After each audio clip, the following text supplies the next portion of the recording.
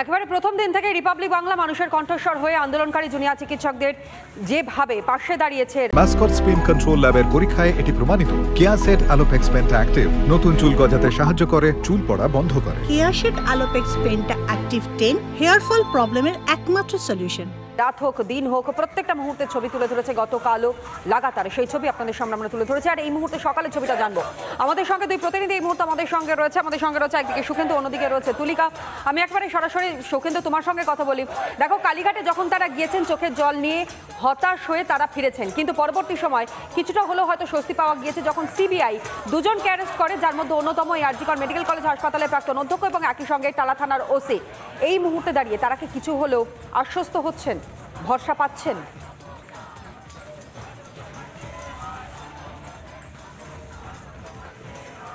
একেবারেই দেখো, তোরা আমরা গতকাল রাত্রে বলা যেতে পারে যে রাত 1:30টার সময় যে জুনিয়র ডাক্তারদের তরফে যে সাংবাদিক সম্মেলন করা হয় তাতে তারা স্পষ্ট জানান এই বিষয়টা যে সিবিআইয়ের হাতে দেখো সন্দীপ ঘোষকে আগেও অ্যারেস্ট করা হয়েছিল দুর্নীতি মামলাতে, কিন্তু এই খুন এবং ধর্ষণ এই মামলাতে যখন সন্দীপ ঘোষকে অ্যারেস্ট করা হয় এবং একই সঙ্গে টালা থানার ওসি অভিজিৎ মণ্ডলকে অ্যারেস্ট করা, এই দুটো ঘটনা এই দুটো গ্রেপ্তারি তাদেরকে বলা যেতে পারে তাদের আন্দোলনের যে গতি, সেই আন্দোলনের গতিকে বলা যেতে পারে যে একটা বাড়তি বলা যেতে পারে যে আন্দোলনের গতিটা ঝাঁজ বাড়াচ্ছে। কারণ তারা নিজেরা বলছেন যে আমরা যে দাবিতে বিচারের জন্য যে ন্যায় বিচারের জন্য আমরা আন্দোলন করছি, সেই ন্যায় বিচারে কার্যত শিলমোহর পড়েছে এবং সেই শিলমোহর পড়াতেই তারা আমরা দেখেছি যে এই দুজনের গ্রেপ্তারির খবরের পরই কিন্তু রীতিমতো অনেকটা তারা কিন্তু উচ্ছ্বাস হয়। কালীঘাটে যে হতাশা নিয়ে ফিরেছিলেন, কালীঘাট থেকে হতাশা নিয়ে ফেরার পর স্বাস্থ্য ভবন চত্বরে এসে সন্দীপ ঘোষ এবং অভিজিৎ মণ্ডল এই দুজনের গ্রেপ্তারির খবরে তারা কিন্তু সত্যি অনেক বেশি উচ্ছ্বসিত। অর্থাৎ যে হতাশা নিয়ে কালীঘাট থেকে ফিরেছেন, স্বাস্থ্য ভবনে ফিরেছে,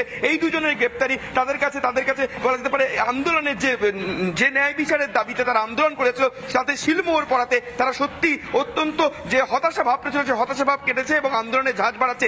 যে আন্দোলনে ঝাঁজ বাড়ানোর কর্মসূচি হিসাবে আজ রবিবার তারা কিন্তু স্বাস্থ্য ভবন অভিযান করবে। আবার কোথা থেকে না, সেন্ট্রাল পার্ক থেকে স্বাস্থ্য ভবন একটা মহা মিছিলের ডাক দিয়েছে এবং সেখানে সমাজের সর্বস্তরের মানুষকে তারা আবারও আহ্বান জানিয়েছেন। কারণ গত এক মাস ধরে বেশি সময় ধরে সাধারণ মানুষ এবং নাগরিক সমাজ যেভাবে তাদের পাশে দাঁড়িয়েছেন এবং এই আন্দোলনকে সমর্থন করে চলেছেন, সেই সমর্থনকে সঙ্গী করে এবং সেটাকে হাতিয়ার করে এবং আমরা দেখেছি যে সারা রাত গত 5 দিন ধরে 5টা রাত কেটে গিয়েছে স্বাস্থ্য ভবনের সামনে বিক্ষোভস্থলে বৃষ্টিকে উপেক্ষা করে যেভাবে মানুষ তাদের পাশে দাঁড়িয়েছে। আমাদের নজর থাকবে। পাশাপাশি তুলিকার কাছে একটু ফিরবো। তুলিকা, এখনো পর্যন্ত যে ছবি আমরা দেখতে পাচ্ছি, আন্দোলনরত চিকিৎসকেরা তারা ভোর এত সকালেও তারা এই মুহূর্তে স্লোগানিং করছেন।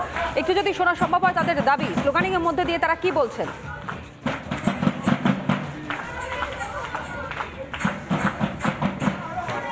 দেখো, আন্দোলনের ঝাঁজ কিন্তু আরো বাড়ছে। তার কারণ একদিকে এই অভয়ার খুন এবং ধর্ষণ কাণ্ডে সন্দীপ ঘোষ এবং টালা থানার ওসি অভিজিৎ মণ্ডলকে গ্রেফতার করা হয়েছে এবং আজকে এই মুহূর্তে ভোর 6টার সময় আমি দেখতে পাচ্ছি এখনো পর্যন্ত যারা চিকিৎসকরা রয়েছেন তারা কিন্তু স্লোগানে কার্যত মুখরিত হচ্ছে এই মুহূর্তে স্বাস্থ্য ভবন চত্বর।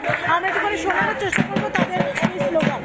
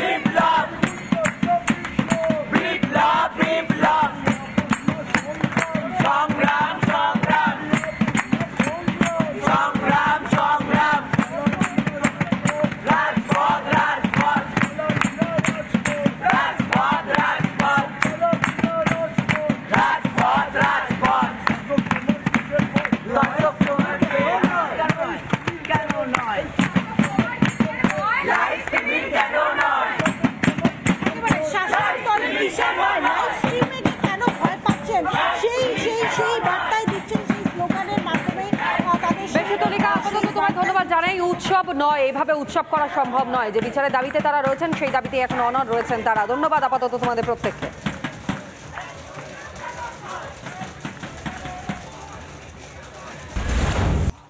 পাঁচ দফা দাবি নিয়ে ফেরে পথে নামবে চিকিৎসকেরা এবং আজ বিকেল 4টে থেকে সেন্ট্রাল পার্ক থেকে স্বাস্থ্য ভবন পর্যন্ত পাঁচ দফা ন্যায্য দাবিকে আরও দৃঢ়ভাবে সুপ্রতিষ্ঠিত করতে রাজপথে এক মহা মিছিলের জন্য আহ্বান জুনিয়র চিকিৎসকদের।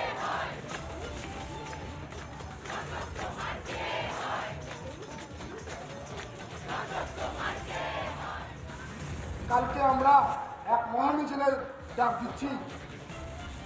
আরজি নয়, দাবি কর।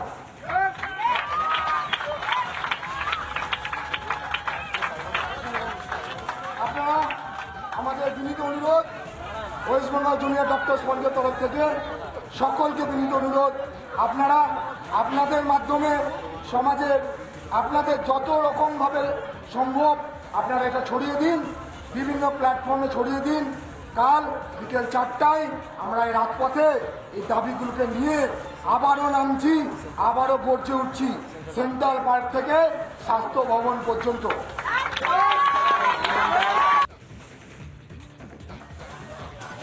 স্বাস্থ্য ভবন পর্যন্ত তারা যে আজ মিছিলের ডাক দিয়েছেন পাঁচ দফা দাবি নিয়ে, ফের যে পথে নামছেন না চিকিৎসকরা একেবারে স্পষ্ট জুনিয়র চিকিৎসকদের সেই বক্তব্যে।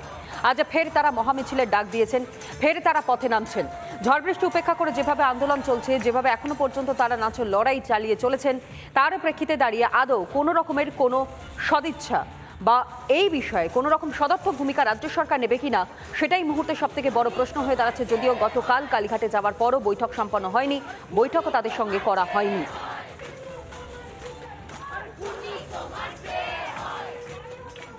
ভোর 4টে সল্টলেকের স্বাস্থ্য ভবনের সামনে জুনিয়র চিকিৎসকদের আন্দোলন চলছে অভয়ার ন্যায় বিচারের দাবিতে, এবং বিভিন্ন জায়গায় কোথাও গানের মাধ্যমে, কোথাও বা স্লোগান।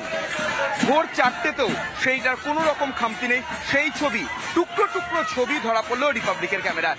ভিডিও জার্নালিস্ট সঞ্জয় যে ছবিটা দেখাবে, যে ভোর 4টের সময় স্লোগান খঞ্জনি হাতে একই সঙ্গে তারা কিন্তু এসেছে, এবং একই সঙ্গে তাদের মধ্যে তাদের গান, স্লোগান এবং একই সঙ্গে অভয় ন্যায় বিচারের দাবিতে তারা স্লোগান চালিয়ে যাচ্ছে। সেই ছবিটাই দেখা যাচ্ছে। গোটা যে অবস্থান বিক্ষোভ যে দেখাচ্ছে, সেই বিক্ষোভ ভোর 4টেতেও কিন্তু কোনো অবিরাম বলা যেতে পারে যে অক্রান্ত যে স্লোগান, সেই কিন্তু চলে যাচ্ছে এবং নিবিড়ভাবে সেই স্লোগান তারা চালিয়ে যাচ্ছে।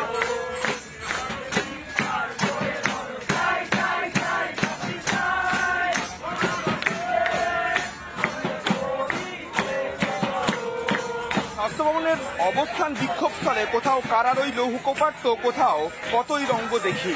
একের পর এক গান, সেই সঙ্গে স্লোগান তো রয়েছে।